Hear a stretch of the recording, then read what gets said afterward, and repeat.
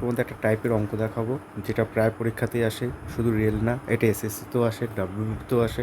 Short process, ঠিক আছে? এই অঙ্কগুলো আমরা কীভাবে পরীক্ষায় ফার্স্ট করবো, এই অঙ্কগুলি আমাদের পরীক্ষা আসে, আমরা এগুলো দেখে আমরা ঘাবড়ে যাই যে এত বড় একটা সিরিজ কী করে করতে পারি, যে 1/1/1 × 2, 1/2 × 3, 1/3 × 4, এইভাবে দেখো একটা সিরিজ যাচ্ছে। এটা হচ্ছে এনটিপিসি 2019-এর অঙ্ক।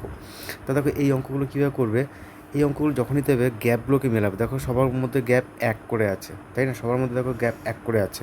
তো এটা করার প্রসেস কি, 1/ডিফারেন্স ইন্টু 1/ফার্স্ট মাইনাস 1/লাস্ট।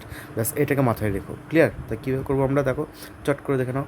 1/ডিফারেন্স মানে 1/কত ডিফারেন্স, তাদের সবার মধ্যে গ্যাপ কত, 1, তাই 1/1। 1/ফার্স্ট, 1/ফার্স্ট মানে ফার্স্টে কে আছে, 1, তাই লিখলাম 1। 1/লাস্ট, লাস্টে কে আছে বলো, লাস্টে কে আছে, 10, লিখলাম 10। ব্যাস হয়ে গেল সলভ। ক্লিয়ার? তাহলে আমাদের অঙ্কটা করতে বেশি সময় লাগবে না। তাহলে 10 10, 10 থেকে 10 10, 10 থেকে একবার দিলে 9/10, 1 গুণ করলে তাই হয় 9/10, তাই না? তাহলে এটা হার্ডলি আমাদের 2 থেকে 3 মিনিটের অঙ্ক।